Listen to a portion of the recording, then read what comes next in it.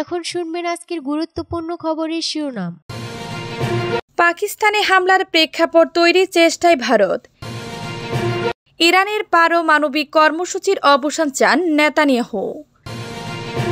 ভারতের সামরিক আক্রমণ আসন্ন, পারমাণবিক অস্ত্রের হুমকি পাকিস্তানের। হামাসের হাতে জিম্মি মুক্তির বিষয়ে যে বার্তা দিলেন ইসরায়েলি সেনা প্রধান। সিন্ধু পানি চুক্তি অধিকার রক্ষায় সব ধরনের পদক্ষেপ নেবে পাকিস্তান পররাষ্ট্রমন্ত্রীর নেতৃত্বে উচ্চ পর্যায়ের বৈঠক। ইউক্রেনের সামরিক যুদ্ধবিরতি ঘোষণা পুতিনের, যা বলল ওয়াশিংটন। পাকিস্তানে হামলার প্রেক্ষাপট তৈরির চেষ্টায় ভারত নিয়ন্ত্রিত কাশ্মীরের পেহেলগামে গত সপ্তাহে হামলার ঘটনার পর ভারতের প্রধানমন্ত্রী নরেন্দ্র মোদী ফোনে বিশ্বের 1 ডজনের বেশি নেতার সঙ্গে কথা বলেন। বিভিন্ন দেশের শতাধিক কূটনীতিককে ভারতের পররাষ্ট্র মন্ত্রণালয়ে ডেকে ব্রিফ করা হয়।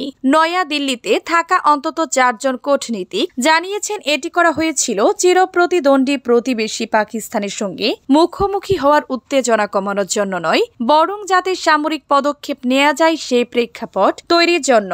প্রভাবশালী মার্কিন সংবাদ মাধ্যম নিউ ইয়র্ক টাইমসের প্রতিবেদনে এসব তথ্য উঠে এসেছে। রোববার প্রকাশিত প্রতিবেদনে আরও বলা হয়, পাকিস্তানের নাম না ধরে গত বৃহস্পতিবার দেয়া এক বক্তব্যে ভারতের প্রধানমন্ত্রী মোদী সন্ত্রাসবাদের আখড়া ধ্বংসের হুমকিও দিয়েছেন। এ অবস্থায় 2 দেশ নাগরিক বিতরণ সহ বেশ কিছু পাল্টাপাল্টি পদক্ষেপ নেয়। পাশাপাশি সীমান্তে অব্যাহতভাবে উত্তেজনা চলছে। গত রোববার রাতভর কাশ্মীর সীমান্তে শূন্য রেখায় টানা 4র্থ দিনের মতো ভারত ও পাকিস্তানি নিরাপত্তা বাহিনীর মধ্যে গোলাগুলি হয়। মার্কিন গণমাধ্যমটি জানায়, পাকিস্তানের সঙ্গে উত্তেজনার পাশাপাশি ভারতীয় বাহিনী কাশ্মীরে শত শত মানুষকে আটক করছে। সেই সঙ্গে চলছে হামলাকারীদের সন্ধান। ভারত জুড়ে বেড়েছে মুসলিম বিরোধী মনোভাব। যেসব কাশ্মীরি শিক্ষার্থী দেশটির রাজ্যগুলোর বিভিন্ন কলেজ বিশ্ববিদ্যালয়ে লেখাপড়া করছেন, তারা নানা হেনস্থার শিকার হচ্ছেন। অনেককে কাশ্মীরে ফিরে যেতে বাধ্য করা হচ্ছে। ইরানের পারমাণবিক কর্মসূচির অবসান চান নেতানিয়াহু। ইরানের পারমাণবিক অবকাঠামো পুরোপুরি ধ্বংস করে ফেলার দাবি পুনর্ব্যক্ত করেছেন ইসরায়েলি প্রধানমন্ত্রী বেনিয়ামিন নেতানিয়াহু।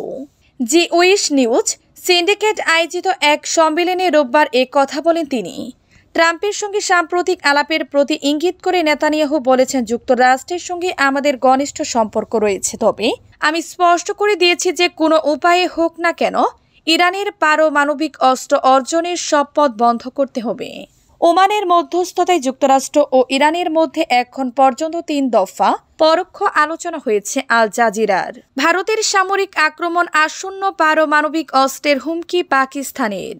ভারতের কাশ্মীরে পর্যটকদের উপর প্রাণঘাতী বন্দুক হামলার পর পাকিস্তানের উপর ভারতের সামরিক আক্রমণ আসন্ন বলে আশঙ্কা প্রকাশ করেছেন দেশটির প্রতিরক্ষা মন্ত্রী খাজা মোহাম্মদ আসিফ।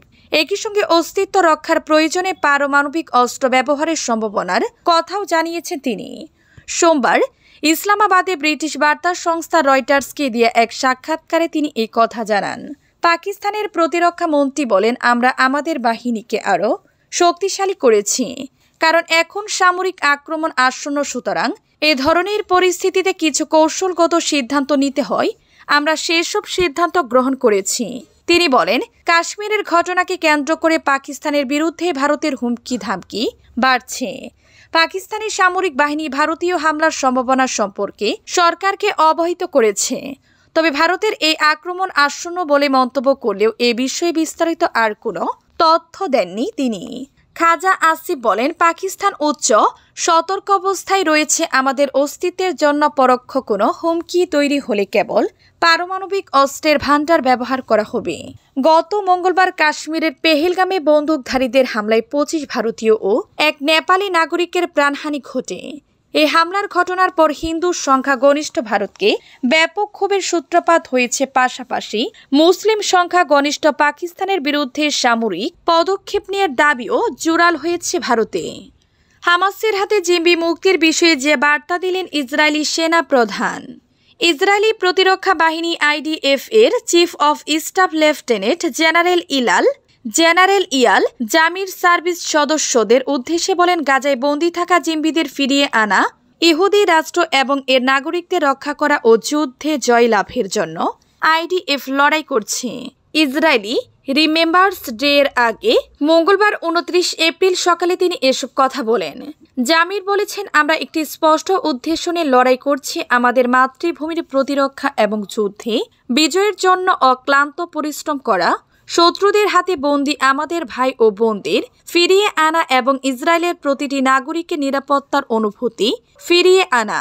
তিনি প্রতিশ্রুতি দিয়েছেন সেনাবাহিনী শোকাহত পরিবারগুলোর প্রতি সমর্থন, আলিঙ্গন এবং সাহায্যের হাত বাড়িয়ে দিবে।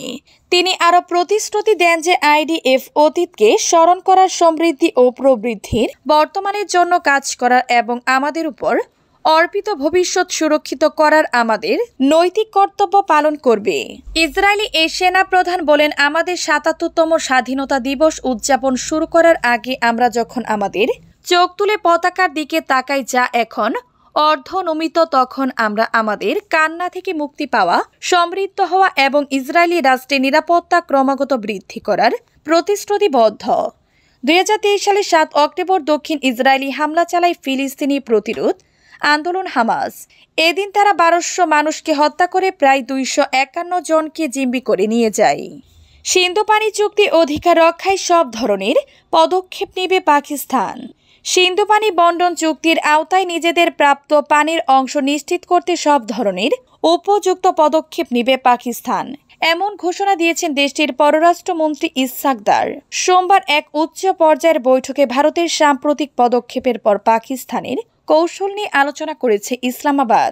মঙ্গলবার 29 এপ্রিল এক প্রতিবেদনে এ খবর দিয়েছে দ্য এক্সপ্রেস ট্রিবিউন।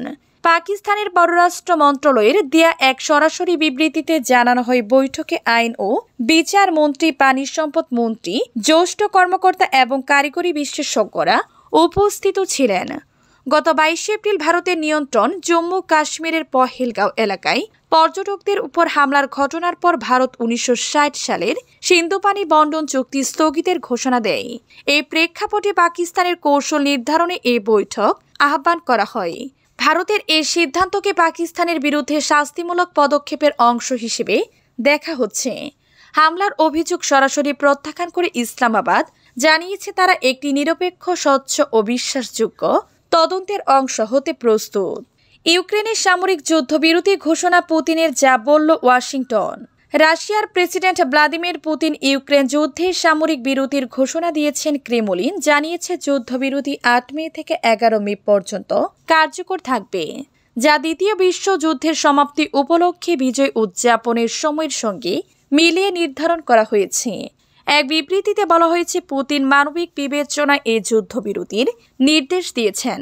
বিবৃতির অনুবাদে বলা হয়েছে, রাশিয়া মনে করে